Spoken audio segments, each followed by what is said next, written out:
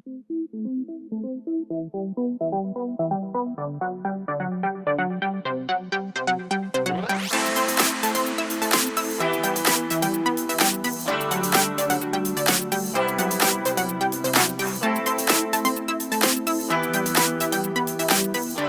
guys, this is Tresha. Welcome back to my channel. This is how to make a mod table, and this is the finished look here. So if this is something you're interested in doing or seeing, just keep watching. And be sure to hit the red subscribe button below if you like my videos and would like to see more.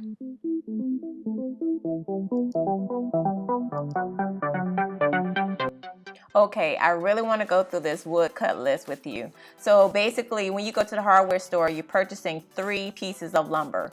2 pieces of 1x10 lumber and 1 piece of 1x3 lumber.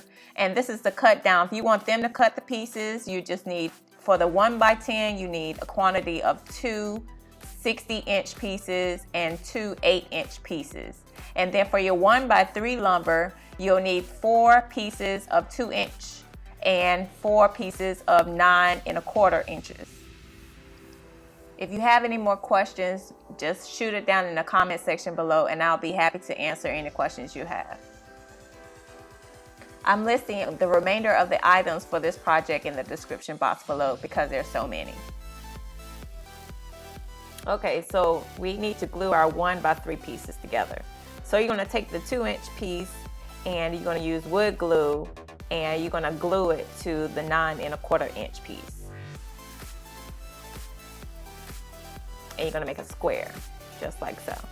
And then you're going to take the clamp, and I use the DeWalt clamp, and I think it extends out to 6 inches long.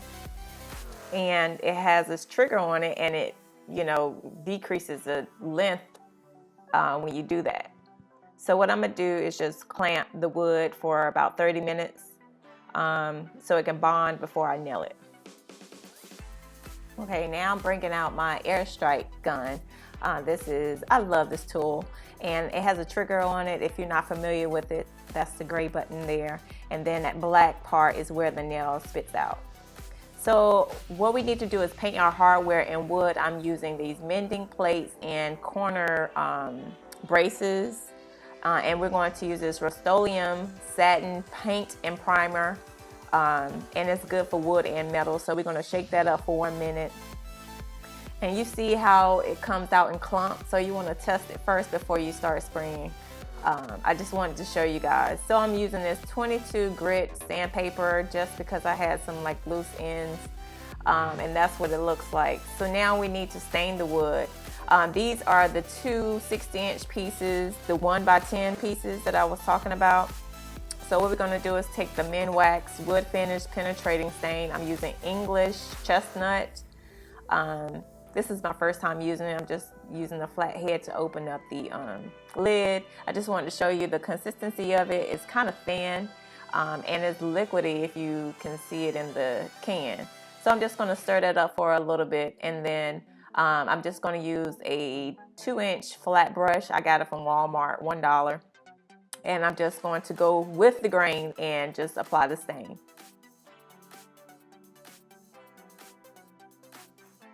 And make sure you get the sides.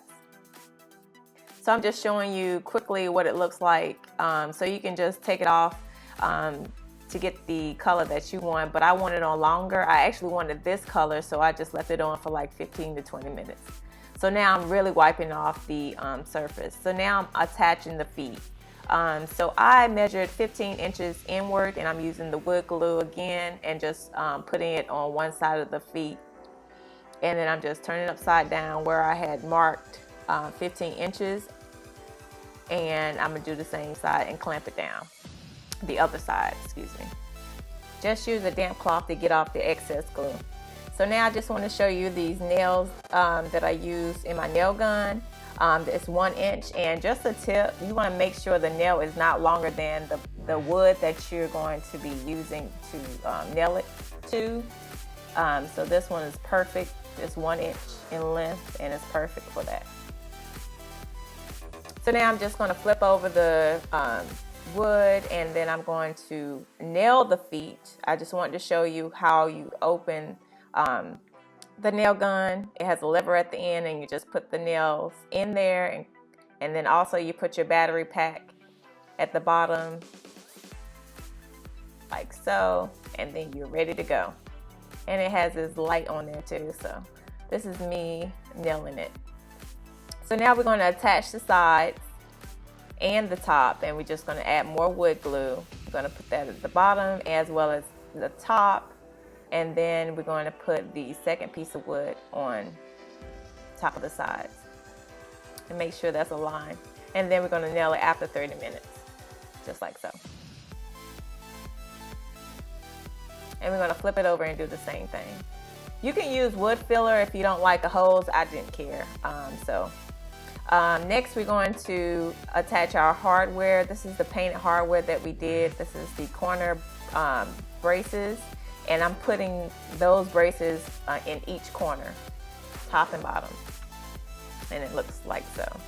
So now we're going to take the Minwax Polycrylic protective finish and satin, and I'm just going to stir it up until it gets a thick consistency. And then we're going to just take another brush, clean brush, and just do a thin coat. And then after that, we're going to sand it using the same sanding block that we used earlier. And then we're going to wipe it off with a wet cloth. Then apply a second layer of protectant. So now we're going to attach the felt pads here. So it has these pieces of paper at the bottom. You're just going to peel off and just put 4 on each foot.